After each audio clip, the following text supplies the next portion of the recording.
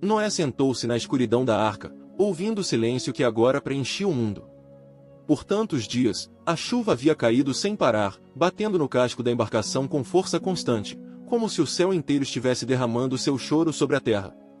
Depois, vieram as águas, subindo lentamente, cobrindo as colinas, depois as árvores, depois as montanhas mais altas.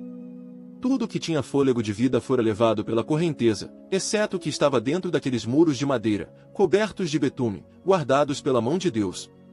Agora, a chuva tinha parado.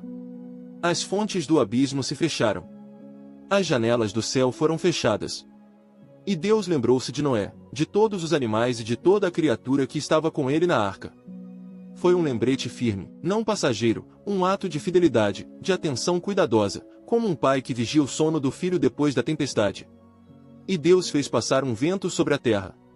Um vento suave, mas persistente, que começou a mover as águas. Dia após dia, o nível foi baixando, quase imperceptivelmente.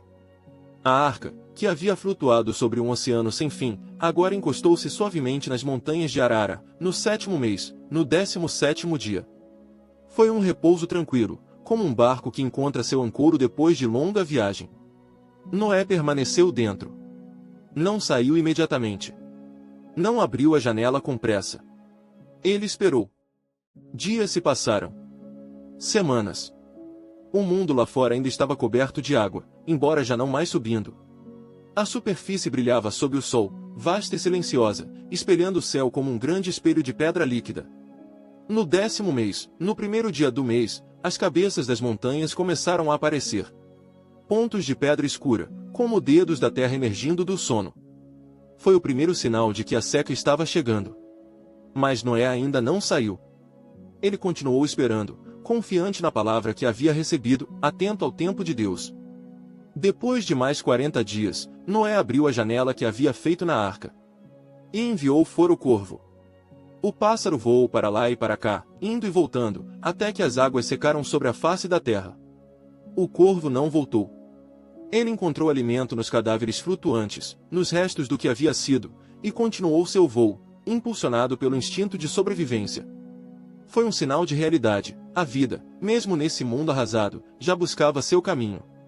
Depois, Noé enviou a pomba. Ela voou sobre as águas, mas não encontrou onde pousar. Toda a superfície estava coberta.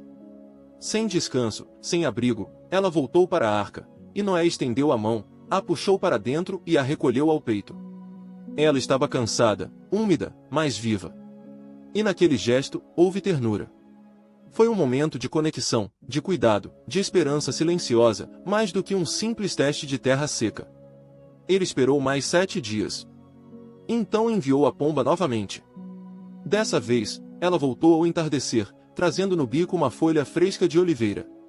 Foi um sinal pequeno, mas profundo. Uma folha verde, ainda com orvalho, sussurrava que a vida estava voltando.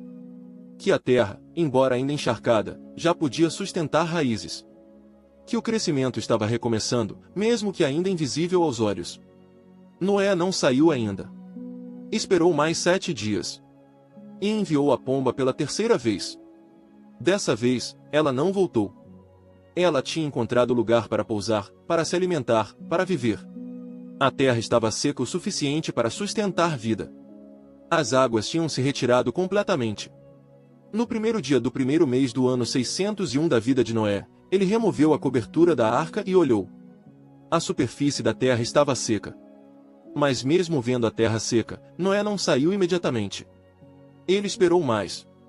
Até o 27 dia do 2º mês, quando a terra estava verdadeiramente seca por baixo, firme o suficiente para pisar. Só então, depois de tantos meses de espera, de silêncio, de fé ativa, ele poderia pensar em sair. Ainda assim, naquele momento, ele permaneceu dentro. Ainda observava. Ainda guardava o sinal final de que era seguro deixar para trás o único lar que conhecia naquele mundo novo. E assim, o episódio se encerra. Noé, na arca, esperando o recuo das águas, acompanhando o voo do corvo e da pomba, vendo na folha de oliveira o primeiro sussurro de renovação, e permanecendo em fé, em paciência, em reverência, enquanto o mundo se preparava para respirar de novo.